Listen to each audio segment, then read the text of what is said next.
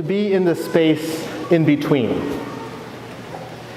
To stand where you've come from something that you have gone away from, and yet still not arrived at where you hope. To be in the desert. To be in that place where it seems like there is nothing. I have a friend who has come to realize that he lives his life in that in-between. He was born in Mexico, and his father was killed when he was very young. He tried to support his sisters and his mother as best he could, pursued an education, but there was no bright future for him. And so one day, not unlike the Israelites in our first reading, he walked out into the desert and walked here to the United States. Found a job, supported his family at home, and built a family here. But he wasn't documented. And so that pushed him to live in between two realities. He couldn't be present to his family at home in Mexico because if he went home, he couldn't return to his family here. But he supported them as best he could. But he wasn't able to be at his mother's bedside when she passed, or offer other supports to his siblings.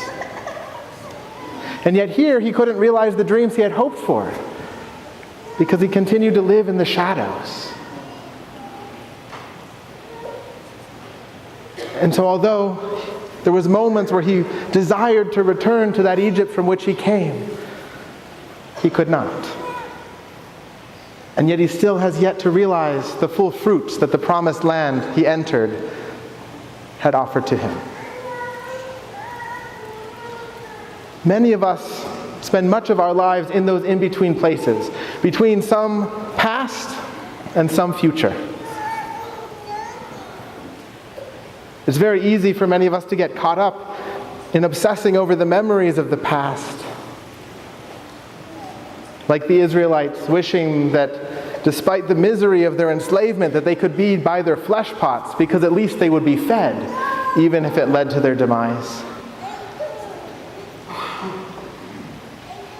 Or we spend so much time looking toward the future, to that hoped-for dream that may never be realized.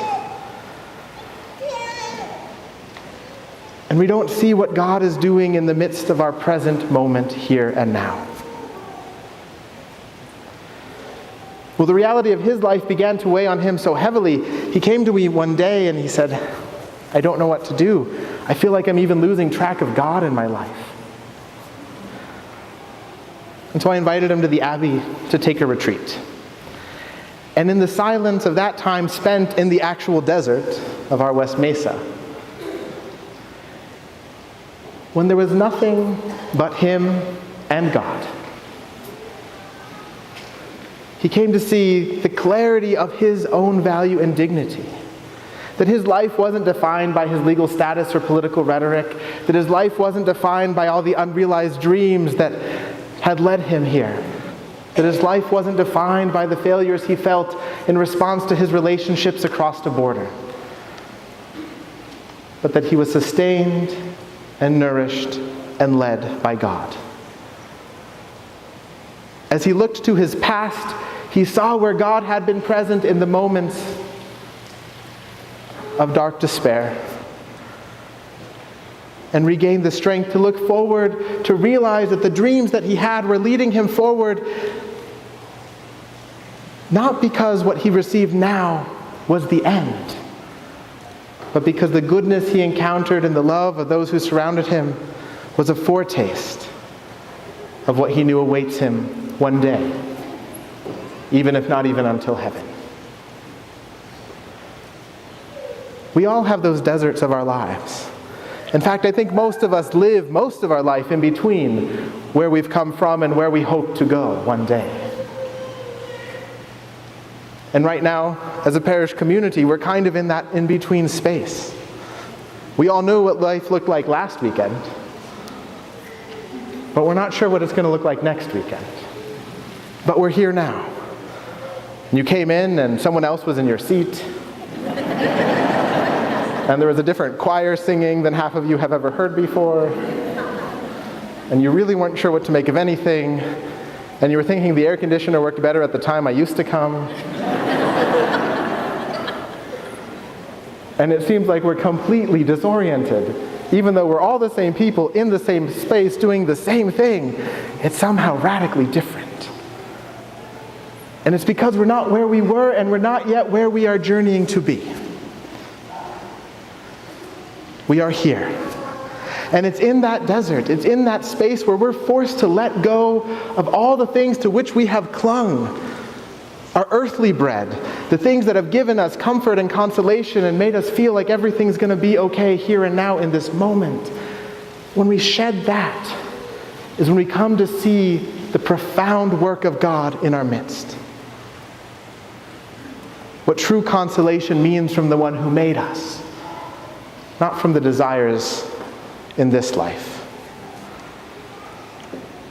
And so these moments for us as a community lift a mirror to us and show us the challenges we face in our own lives.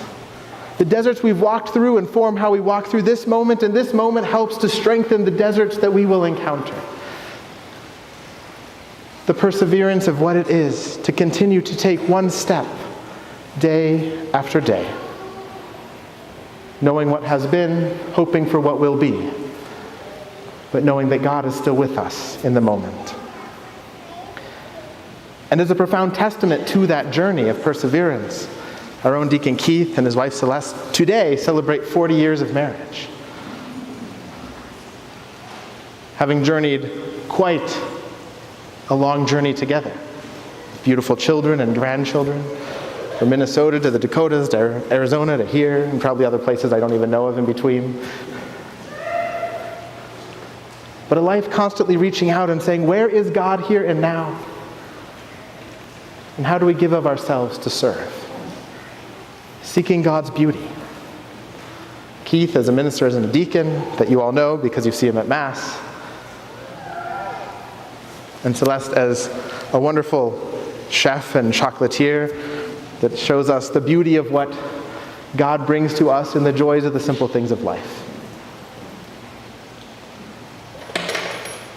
A testament to what it is to root our lives, not in the external things, but in the core of who God is to us.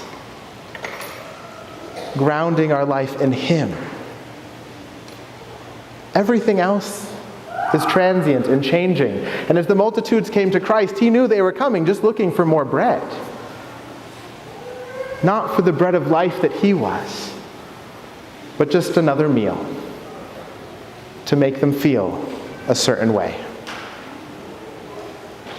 But He challenges them to say that we come here not because of the external trappings of life, but because of who we encounter in this place and at this altar. Jesus Christ, who says, I am the bread of life. Whoever comes to me will not hunger. Whoever believes in me will never thirst.